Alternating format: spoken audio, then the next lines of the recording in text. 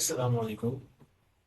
Dear student, this lecture is about resonance energy and resonance effect या resonance effect को हम mesmeric effect भी कहते हैं।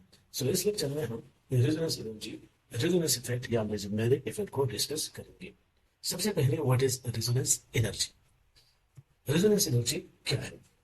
तो इससे पहले टॉपिक में हमने रेजोनेंस के बारे में कहा था कि रेजोनेंस इलेक्ट्रॉन डीलोकलाइजेशन की वजह से होती है। So electron delocalisation cause lowering of potential energy. Electron delocalisation की वजह से सिस्टम की पोटेंशियल एनर्जी लोअर हो जाती है। Thus, any species represented as a resonance hybrid has lower potential energy and is more stable. ऐसा मॉलिक्यूल या ion जिसको हम रिजोनेटिंग स्ट्रक्चर की एवरेज कंट्रीब्यूशन के जरिए जाहिर करते हैं, जिसको हम रेजोनेंस हाइब्रिड कहते हैं, हैज लोअर पोटेंशियल एनर्जी। ऐसे सिस्टम की पोटेंशियल एनर्जी लोअर होगी एंड इज मोर स्टेबल, और यही सिस्टम ज्यादा स्टेबल होगा। तो रेजोनेंस में जितने भी कंट्रीब्यूटिंग स्ट्रक्चर होते हैं और जो रेजोनेंस हाइब्रिड होता है, तो resonance hybrid has lower potential energy compare to the resonating structure. So this stability of molecule is thus measured in term of resonance energy. इस स्टेबिलिटी को हम रेजोनेंस एनर्जी के टर्म में मेजर करते हैं। अब एक मॉलिक्यूल कितना स्टेबल है, इस सिस्टम की पोटेंशियल एनर्जी कितनी लोअर हो गई है या इसमें कितनी स्टेबिलिटी पैदा हो गई है, इसको हम रेजोनेंस एनर्जी के जरिए से मेजर करते हैं। Resonance energy can be defined as, resonance energy को हम इस तरह डिफाइन करते हैं, the difference between the energies of the more stable means the lowest potential energy structure and the energy of the actual compound or molecule. Resonance energy किसी molecule या ion के लिए जो मोस्ट स्टेबल स्ट्रक्चर होता है या जो most stable resonating structure होता है, उस मोस्ट स्टेबल रेजोनेटिंग स्ट्रक्चर और मॉलिक्यूल की एक्चुअल एनर्जी के दरमियान जो फर्क होता है, उस फर्क को हम कहते हैं रेजोनेंस एनर्जी। मॉलिक्यूल या ये जो कंपाउंड होता है, ये तो रियल कंपाउंड होता है, इसकी एनर्जी हम प्रैक्टिकली मेजर कर सकते हैं और हम जो पॉसिबल स्ट्रक्चर ड्रा करते हैं, उन पॉसिबल स्ट्रक्चर में जो सबसे स्टेबल स्ट्रक्चर होता है उसकी एनर्जी हम कैलकुलेट या प्रेडिक्ट कर सकते हैं। तो एक्चुअल कंपाउंड की एनर्जी और ये जो मोस्ट स्टेबल रेजोनेटिंग स्ट्रक्चर है और जिस सिस्टम के लिए हमने एनर्जी प्रेडिक्ट की है या एस्टिमेट की है या कैलकुलेट की है, इन दोनों के डिफरेंस को हम कहते हैं resonance energy, and this resonance energy is directly related to stability. ये resonance energy stability को directly related है। जितनी resonance energy ज्यादा होगी उतनी मॉलिक्यूल की stability भी ज्यादा होगी।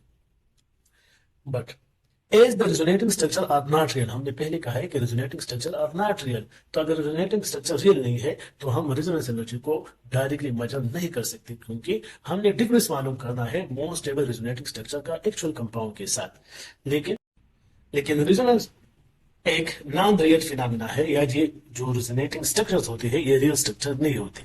तो इसलिए हम रेजोनेटिंग स्ट्रक्चर और एक्चुअल कंपाउंड की एनर्जी डिफरेंस को डायरेक्टली मेजर नहीं कर सकती, क्योंकि resonating structure are not real. To calculate resonance energy of a molecule, we make an estimation for the energy of most stable resonating structure and then compare it with the energy of actual molecule, which is the energy of which is the energy of which can be practically measured. तो resonance energy calculate करने के लिए हम most stable resonating structure, ये जो most stable resonating structure होता है, उसकी एनर्जी को कुछ अवेलेबल डेटा से एस्टिमेट करते हैं, कैलकुलेट करते हैं, और फिर इस एनर्जी को हम एक्चुअल मॉलिक्यूल की एनर्जी जो कि प्रैक्टिकली मेजरेबल वैल्यू होती है उसके साथ कंपेयर करते हैं, और डिफरेंस जितना डिफरेंस आ जाता है उस डिफरेंस को हम फिर कहते हैं resonance energy. For example, the resonance energy of benzene can be calculated from the value of heat of hydrogenation. Heat of hydrogenation यानी डेल्टा H, हाइड्रोजनेशन की मदद से हम बेंजीन की हाइड्रेशन एनर्जी को कैलकुलेट कर सकते हैं। नाउ कैसे? तो ये मेरे साथ एक मॉलिक्यूल है साइक्लोहेक्सीन, यहाँ पर एक डबल बॉन्ड है और इस एक डबल बॉन्ड को 1 मोल ऑफ हाइड्रोजन ऐड हो सकता है और रिजल्ट में यहाँ पर बन जाता है साइक्लोहेक्सेन, और इस प्रोसेस में 120 किलो जूल पर मोल एनर्जी रिलीज हो जाती है। तो एक डबल बॉन्ड को 1 मोल ऑफ हाइड्रोजन ऐड होने से 120 किलो जूल पर मोल एनर्जी रिलीज हो जाती है। अब इस वैल्यू से हम बेंजीन के लिए जो स्टेबल स्ट्रक्चर है, जिसको हम साइक्लोहेक्साट्राईन भी कहते हैं, इस साइक्लोहेक्साट्राईन को तीन मोल्स ऑफ हाइड्रोजन ऐड हो सकते हैं, क्योंकि यहाँ पर तीन डबल बॉन्ड है, एक डबल बॉन्ड ये है, ये तीन डबल बॉन्ड है, तो तीन डबल बॉन्ड को या तीन पाई बॉन्ड्स को 3 मोल्स ऑफ हाइड्रोजन ऐड हो सकते हैं। यहाँ पर भी साइक्लोहेक्सेन रिजल्ट में बन जाएगा। लेकिन जो एस्टिमेटेड एनर्जी है, अब ये वैल्यू जो हम यहाँ पर लिख रही है, ये एस्टिमेटेड है। किस तरह एस्टिमेटेड है? एक डबल बॉन्ड के लिए 120 kilo joule for mole energy release हो रही है, तो तीन डबल बॉन्ड के लिए यहाँ पर हमने 3 से मल्टीप्लाई किया है, then 360 kilo joule for mole energy will be release. तो this is the estimated value and this is the most stable are the most probable structure for benzene, and this is called Kiko structure। तो ये most stable resonating structure हुआ Kiko structure, और most stable resonating structure की जो estimated value है of energy वो है 360 kilojoule per mole। Now, so cyclohexatriene or Kiko structure is the most stable resonating structure, and the value, the estimated value for cyclohexatriene is 360 kilojoule per मोल। यहाँ पर ये cyclohexane की estimated value है। Benzene is actual compound, benzene एक actual compound है, और इस benzene को भी 3 मोल्स ऑफ हाइड्रोजन ऐड होते हैं क्रिटिकली। क्रिटिकली हम जब बेंजीन की हाइड्रोजनेशन करते हैं तो 3 मोल्स ऑफ हाइड्रोजन बेंजीन को ऐड हो जाते हैं, और यहाँ पर भी रिजल्ट में साइक्लोहेक्सेन बन जाता है। द सेम प्रोडक्ट जो साइक्लोहेक्साट्राइन के लिए हमने सजेस्ट किया था और जो साइक्लोहेक्सेन का प्रैक्टिकली बन रहा था, तो यहाँ पर बेंजीन से भी वही मॉलिक्यूल यानी साइक्लोहेक्सेन बन रहा है। सो ऑल दीज मॉलिक्यूल यानी cyclohexadiene, cyclohexatriene and benzene have the same and find. यहाँ पर तीनों का एंड फाइंड या तीनों का प्रोडक्ट एक जैसा है। लेकिन जब बेंजीन के लिए हम theoretically energy of hydrogenation calculate करें, so this energy comes to be 208 kilo joule per mole. तो बेंजीन के लिए hydrogenation energy 208 kilo joule per मोल थ्योरेटिकली मेजर हुई है। Now calculated or estimated value for benzene is 360 kilojoule per mole, and the value which is practically measured is 208 kilojoule per mole. Now let's represent this diagrammatically. There is cyclohexene, ये cyclohexane molecules है, और जब cyclohexane molecule को hydrogen add हो जाता है 1 mole of H2, यहाँ पर 1 मोल ऑफ H2 ऐड हो जाता है, सो साइक्लोहेक्सेन से साइक्लोहेक्सेन बन जाता है, and it release some energy, and the energy is 120 kilojoule per mole. So it means that in potential energy diagram cyclohexene can be placed somewhere here, but when we calculate the hydrogenation energy per cyclohexatriene, so it can consume 3 moles of hydrogen। यहाँ पर 3 moles of hydrogen add हो जाते हैं, and as a result it release energy 3 times of 120 kilojoule per mole, which is 360 kilojoule per mole। So this is the estimated value for benzene। Benzene is actual compound, and it can also add 3 moles of hydrogen। इसको भी 3 moles of hydrogen add होते हैं, और ये भी वही cyclohexane बनाता है, but release 208 kilojoule per mole energy। So it means that benzene can be placed at lower potential energy compared to cyclohexatriene। Benzene cyclohexatriene की बनिस्बत पोटेंशियल एनर्जी डायग्राम में लोअर एनर्जी पर प्लेस किया जा सकता है। So this means that benzene is more stable compared to this structure, and how much it is more stable, so we will calculate the energy difference between 360 kilojoule per mole and 208 kilojoule per mole। So resonance energy benzene, अगर यहाँ पर हम ये difference मालूम करें 360 से 208 को minus करें, तो यहाँ पर ये जो डिफरेंस आ जाता है ये बेंजीन की स्टेबिलिटी का मेजर है। यहाँ पर जितना डिफरेंस है इस एनर्जी पर बेंजीन साइक्लोहेक्साट्राइन से मोर स्टेबल है, और ये डिफरेंस है 152 किलोजूल पर मोल। तो this is the resonance energy of benzene, ये बेंजीन की रेजोनेंस एनर्जी हो गई। तो एक हम इसको किस तरह कैलकुलेट करते हैं, तो resonance energy is equal to the difference of energy between the more stable estimated value 360 kilojoule per mole and energy of the actual compound which is 208 kilojoule per mole। तो यहाँ से ये डिफरेंस हमारे साथ आ जाता है 152 kilojoule per mole। So it means that benzene is more stable than cyclohexatriene or Kiko structure by amount of 152 kilojoule per mole। इसका मतलब ये हुआ कि बेंजीन साइक्लोहेक्साट्राइन से 152 किलोजूल पर मोल अमाउंट से ज्यादा स्टेबल मॉलिक्यूल है, या बेंजीन की एनर्जी साइक्लोहेक्साट्राइन से 152 किलोजूल पर मोल कम है। Now, what is resonance effect or mesomeric effect? The distribution of electron density in system involving resonance is different from system does not involve or resonance.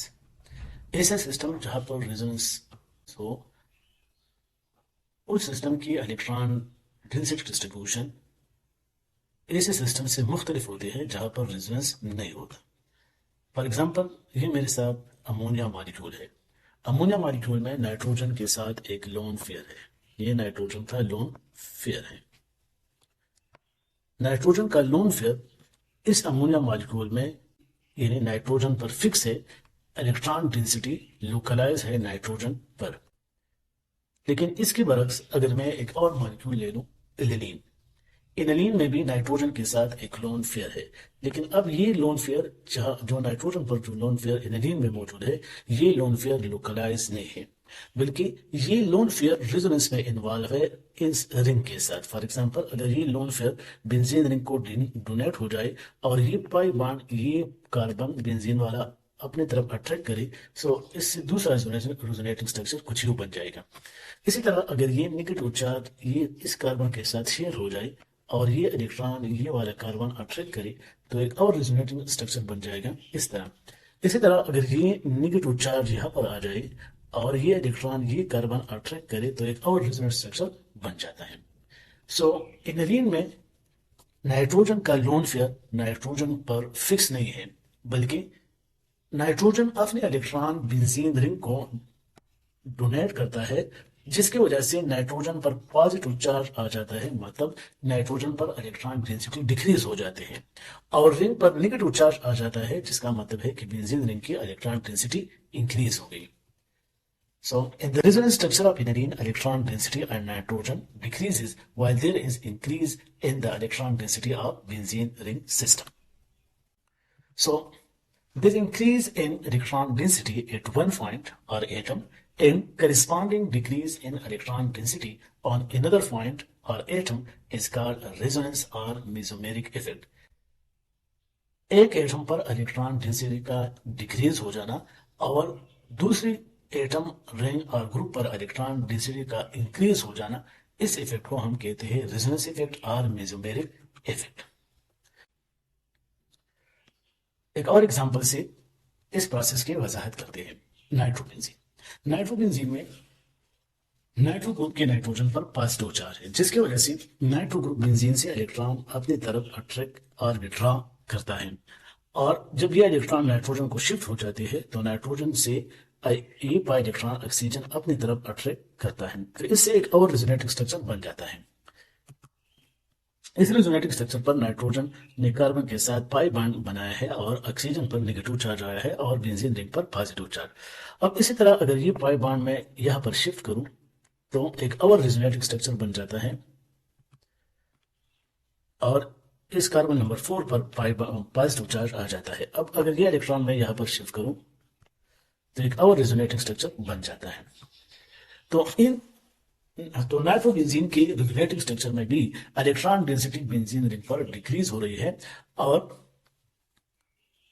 Oxygen पर और nitrogen पर electron density increase हो रही है। तो अगर हम aniline और नाइट्रोबेंजीन का कंपेयर करें, सो इसका रिजल्ट ये आ जाएगा that NO2 attract electron from benzene and cause decrease of electron density over benzene ring. NO2 group benzene ring से इलेक्ट्रॉन अपने तरफ अट्रैक्ट करता है, जिसकी वजह से बेंजीन रिंग पर इलेक्ट्रॉन डेंसिटी डिक्रीज हो जाती है। लेकिन जब एनिलीन में जहां पर NH2 ग्रुप मौजूद है, वो NH2 ग्रुप बेंजीन रिंग को अपने इलेक्ट्रॉन डोनेट कर रहा है, जिसकी वजह से बेंजीन रिंग की इलेक्ट्रॉन डेंसिटी इंक्रीज हो रही है और नाइट्रोजन की इलेक्ट्रॉन डेंसिटी डिक्रीज हो रही है। अगर एनिलीन और नाइट्रोबेंजीन के हम कंपेरिजन कर रहे हैं, so this NO2 group is electron withdrawal group. ये इलेक्ट्रॉन विट्राइल ग्रुप है और ये इलेक्ट्रॉन बेंजीन रिंग से अपने तरफ अट्रैक्ट कर रहा है, जिसकी वजह से बेंजीन रिंग पर इलेक्ट्रॉन डेंसिटी डिक्रीज हो रही है। दूसरी तरफ NH2 group electron donating group है। NH2 group is electron donating group and ये NH2 ग्रुप बेंजीन रिंग को इलेक्ट्रॉन डोनेट कर रहा है, जिसकी वजह से बेंजीन रिंग पर इलेक्ट्रॉन डेंसिटी इंक्रीज हो रही है।